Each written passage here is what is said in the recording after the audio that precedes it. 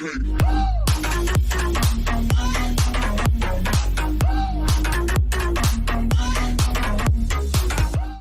everybody, it's Ashley from United Talks, and United fans, which most of you are, I think, hopefully, I'd assume, some big stuff has happened. Now, I know I am late to the party, and this happened early today, early in the morning, not early in the morning, but in the morning, and I did have a whole separate video planned for today to go out today as well, but stuff's happened at United and things are going down, and we're finally somewhat seeing us acting more like a football club than we have seen in a while. And I just want to kind of go over a few things that have happened. The main one, Sesko. We've done it. We had a here we go from this morning. No, we had a here we go today from Fabrizio Romano, saying that he's flying over to the UK today, and he is actually at Manchester now, from what I've been told. He is at Manchester at the moment, so he's got all that done and sorted, and we'll discuss more details on that in a minute, but also putting in a bid for Belieber of Brighton. Craziness.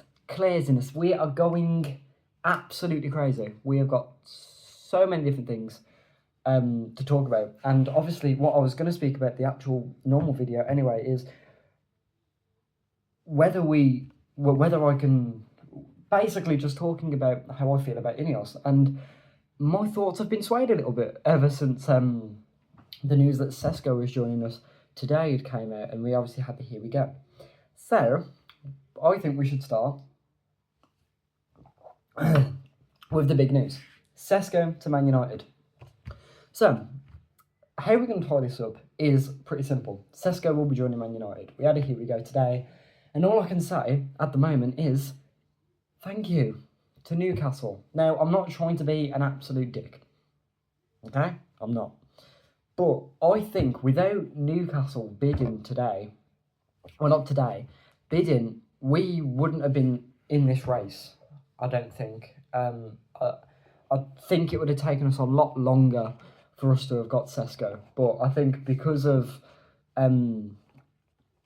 Newcastle going in for Sesko, I think it's really ushered us to try and get a deal done quickly.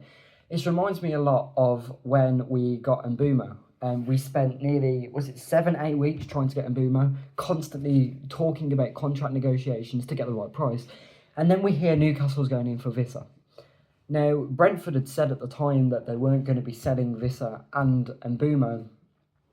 It would be one or the other. So, obviously, Newcastle then sped up our process with getting Mbeumo, which is great because he's in now. And then, obviously, they've done the same with Sesko as well. They've bid and we've just jumped in and kind of stole the show almost, which is awesome. But another big thing about Sesko is the deal was done very quickly. I think it was last week we were told that we had joined the race for Sesko, and then this week, today, we get, and here we go, which is good. And this means we have some hope that he hopefully should start the Arsenal game, which is great. But it's quite shocking, but it's also good because it shows that the football club is doing what it should be doing when it comes to the transfer window. Getting as many signings through the door as possible. Now, we're not going to talk about outgoings just yet because that is a whole different chapter. But that's good from Sesko. A next piece of information that I do want to talk about is our approach to sign Belieber of Brighton. Now, I like Belieber. I think he's really, really good. Whether we'll get him or not, I'm not sure. I think we would. And I saw a quote earlier saying, why would Belieber choose Man United? Now, I can't remember who it was by or where I saw it. I think it was on X, Twitter, formerly of Twitter. And I saw it and I was like, I'm definitely going to win this. I can't remember who I saw it from. But they basically said, why would Belieber choose United? Now, I don't know what's stuck up about the football club, but why wouldn't a Brighton player choose Man United? It's a big step up. Brighton aren't as big of a club as us. No, don't get me wrong. People, there'd be, conversations about who was more consistent, who had the better squad, the better recruitment. That I would say better recruitment wise would go to Brighton. But overall, I do think with us getting Sesko, it's now opened the doors for a few more signings. I think Belieber will get, but I don't want it to stop there. A lot of people have been saying they'd just be happy with Sesko, Belieber, and we can stop. And we just focus on outgoings. But I think we need a keeper. We really do need a keeper. And I do think that United will go in for a keeper as well. I think it's very important that we need strength in that position. Onana, I don't want to be relying on him. I know that we're signing players that will keep the ball a lot, but at the end of the day, that's what they do normally. They've still got to grow and into the team because we're not buying older players. Sesko's 22, Belieber 22, Cunha, I'm pretty sure he's 22, and then Bumo, I'm not sure, but no, Cunha's not 22. They're in the 20s anyway, so they're around that bracket where, yes, they may be Premier League proven, talking about Cunha and Mbumo here, but it's important, and Belieber if we get him, but it's important that they still need nurturing into a whole new system and with new players. So I do think a goalkeeper is very important, which does bring me on to the next point. Are we going to sign a goalkeeper? I think this topic is very important because goalkeepers are obviously important for any football club, of course, but in Man United's situation right now, we don't have great goalkeepers. I'd say yes, Onana. We need a replacement. I think he should go. I don't like Onana. I'm not a fan of him. His ball control, his mentality isn't great. I don't think personally, and I don't think his decision making is good at all. And again, I don't think he's a great shot stopper, and I also don't think he works well as a ball playing goalkeeper. You always see the long balls from him. When he plays out from the back, he has sloppy passes. Now, I'm not saying this is all the time, but still. Our backup goalkeeper, Binder, he's great, Altai, but he's a backup goalkeeper. He isn't ready to be starting every single game for Man United. Now, I know some people say that he looks better than Onana, and I do agree. I think in some ways he does look better than Onana, but he doesn't have the experience as a top-flight goalkeeper. Obviously, he is an international for Turkey, but I think overall in the Prem, I don't think he is good enough to be starting every game. And then it brings on to Tom Heaton, who is just getting older now. He did great in pre-season. He's played really well in pre-season, a lot of good saves. But again, his third choice, you can't be playing him over and over again. I think he's 39 coming 40, so you can't be starting every Premier League game. So I think someone like, I don't know, I know we've been linked to Donnarumma, which would be amazing, like Donnarumma or Martinez or even Lamens. I think they are good goalkeepers that we could go for. Whether it happens or not, I'm not sure, but I do think it's important just as much as midfield and the striker. Now the striker situation sorted out. I think this is a good chance for Man United to focus on Belieber and then go in for a goalkeeper before the end of the window. And I think I'll be very happy with that. That is then 5 signings out of the minimum of 7 that I would have said. I said minimum of 7, but we are United, so I'll be happy with 5. It kind of increases positions everywhere. Defenders, we have too many of them. That's all I can say.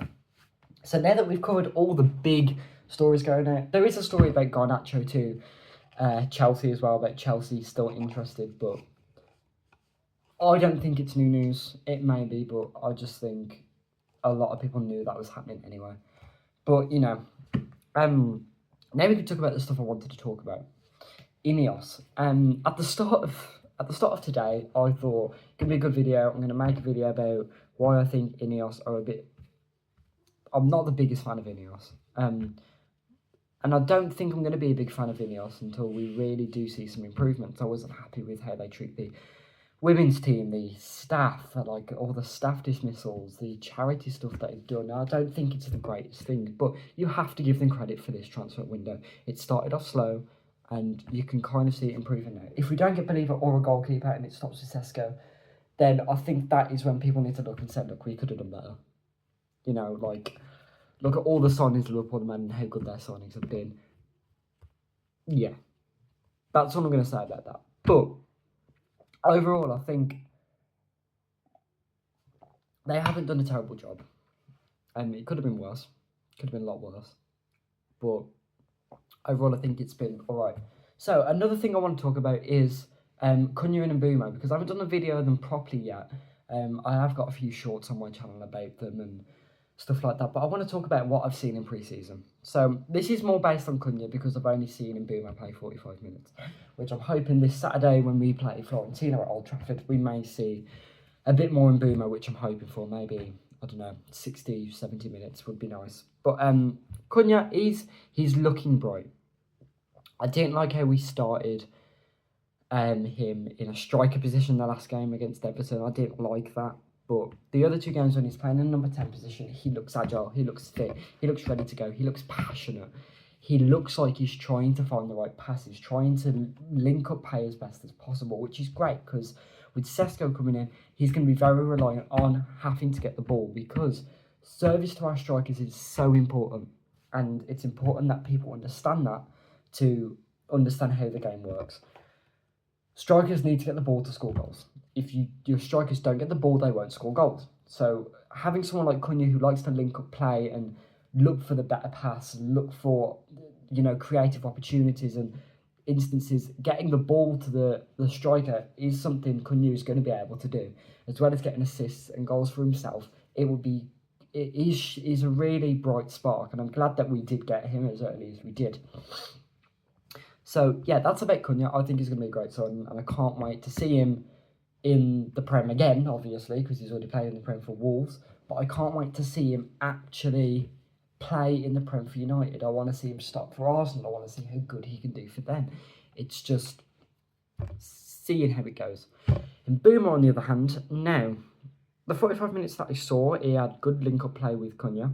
He looks a bit off it pace-wise, but that's because he did have a rocky pre-season before this game in training with Brentford. So I'm just going to hope and pray with more training and more time to go, he is going to, get those link-up plays and do a lot like Cunha is doing now. Again, I think he's an awesome signing and a great signing especially. So yeah, that covers those two. Now, I'm going to basically just ask you guys some questions now. You can leave them in the comments or on the Arsenal game when I do go live. We may be able to answer some questions there, and if you want to hop in and answer them there, that'd be great as well. So, my first question to you guys is, oh god, that slipped my mind then a second, hold on. Yes, next season, would you rather finish higher in the league or have an on and off season, like a broken season with results, an inconsistent season, but win the FA Cup? So finish higher in the season with no trophies, and higher, I'm thinking, we finished 15th, so we'll go 8th. We'll go 7th or 8th. Or finish around the 12th area in the Prem, but win the FA Cup and get into Europe again next year. I'm going to leave that one to you. I'll make another video soon about what I think, and I'll answer my own questions that I asked in this one. But for now, that's the first question. The second question I want to ask is, do you think we should have sold Bruno this summer transfer window? Do you think, by what I mean by that is, do you think it would have been worth selling Bruno this summer transfer window to make room for other players to come in? So yeah, answer that in the comments below. And the final question is, where do you think Manchester United will finish in the Premier League next season? If you want to know where I think they'll finish, check out my video on my Premier League predictions. And yes, right, this is the part of the video when I want to give some shout outs to some people. By some people, I mean there is only one YouTube channel that I'm loving watching at the moment, and I think you guys should go and check them out as well. They are known as Stateside Reds. They are live a few times a week, I'm not exactly sure. Go and check them out. They are an incredible YouTube community group that are based in the United States, that are all about United as well. Go and show them some love, go and show them some care. And yeah, subscribe to their channel, subscribe to my channel, like my video, tune into their lives, tune into my lives. And I will see you all next time. Stay red.